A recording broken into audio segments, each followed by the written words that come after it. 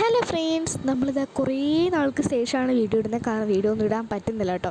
അപ്പോൾ ഇന്ന് നമ്മൾ പുറത്തേക്ക് ജസ്റ്റ് പോവാണ് കേട്ടോ. വീട്ടിൽ ഇരുന്ന് മടുത്തു. ഇന്ന് സൺഡേ ആണ് കേട്ടോ. അതുപോലെ തന്നെ ചൂട് കുറച്ച് താഴത്തേക്ക് പോയി.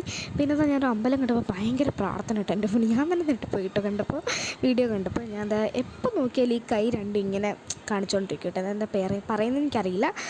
എന്താ പ്രകൃതിമണിയമായ സ്ഥലങ്ങളൊക്കെ നിങ്ങളെ കാണിച്ചുകൊണ്ടിരിക്കുകയാണ് കേട്ടോ. ഭയങ്കര കാഴ്ചയാണ് കേട്ടോ.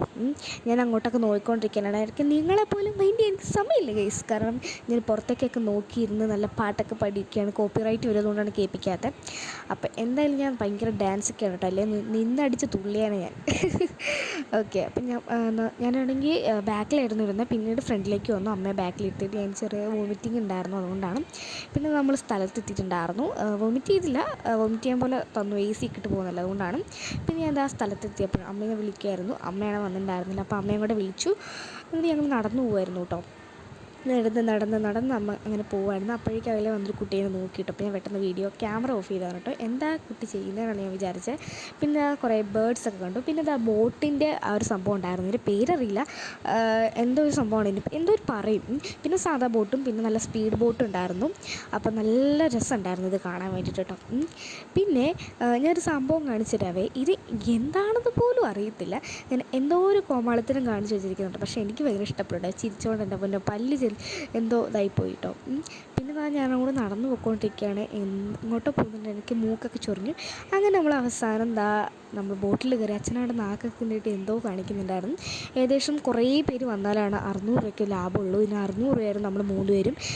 കറക്റ്റ് 600 കുറേ ആൾക്കാർ വേണം കേട്ടോ. പിന്നെ ഞാൻ അവിടെ ഐസ്ക്രീം കഴിച്ചു കേട്ടോ പോയിട്ട്. പിന്നെ വീഡിയോസൊന്നും എടുക്കാൻ പറ്റിയില്ല. പിന്നെ നമ്മളിതാ ഒരു സൂപ്പർ മാർക്കറ്റിൽ കയറി. നമ്മുടെ വന്നിട്ടാണ് നമ്മൾ കയറിയിട്ടുണ്ടായിരുന്നത്. പിന്നെ ഞാൻ നേരെ സ്റ്റേഷനിലേക്ക് പോയി. പക്ഷേ അവിടെ നിന്ന് ഒന്നും തന്നെ വാങ്ങിച്ചിട്ടുണ്ടായിരുന്നില്ല. പ്രത്യേകിച്ചൊന്നും വാങ്ങിക്കാനുണ്ടായിരുന്നില്ല. എൻ്റെ കയ്യിൽ എല്ലാം ഉണ്ട് കേട്ടോ, അതുകൊണ്ടാണ് വാങ്ങിക്കാത്തത്. പിന്നെ ഞാൻ ഡെയിലി കഴിക്കുന്ന സാധനമാണ് ഈ പാർലേജി ബിസ്ക്കറ്റ് കേട്ടോ. അപ്പോൾ ഞാൻ ഓടിക്കൊണ്ട് നമ്മളെ സംഭവത്തിലിട്ടിട്ടുണ്ട്. പിന്നെ ഞാനാണെങ്കിൽ ഡ്രാഗൺ ഫ്രൂട്ട് കൊണ്ടുപോയി തീരെയും കഴിക്കത്തില്ല, കഴിച്ചിട്ടുമില്ല കേട്ടോ ലൈഫിൽ.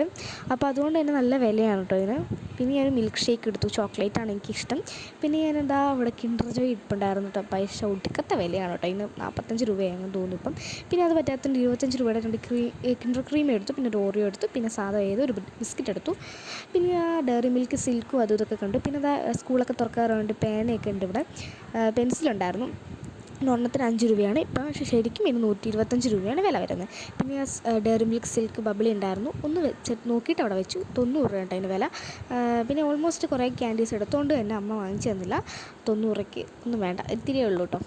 പിന്നെ അമ്മയ്ക്ക് സഹായിക്കുമായിരുന്നു, എല്ലാ സാധനവും എടുത്തു. പിന്നെ ഇത് കുറേ ബാർബീസ് ഉണ്ടായിരുന്നു. ഏത് ഇഷ്ടപ്പെട്ടെന്ന് കമൻറ്റ് ചെയ്യുക. എനിക്ക് എന്തായാലും എല്ലാം ഇഷ്ടപ്പെട്ടു കേട്ടോ, പക്ഷേ ഒന്നും വാങ്ങിച്ചില്ല. പിന്നെ ഈ ഒരു മിഠായി ഉണ്ടോ, ഇത് നമ്മൾ എന്താ പറയുക, എന്തോ ഒരു സംഭവം ഉണ്ട്. ആ ഒരു കോഫി മിഠായിയാണ്. ഇപ്പം കാണുന്നില്ല. ഹായ്, നമ്മുടെ ഫെറാറോ റോഷി ഗൈസ് എനിക്ക് ഭയങ്കര ഇഷ്ടമാണ്.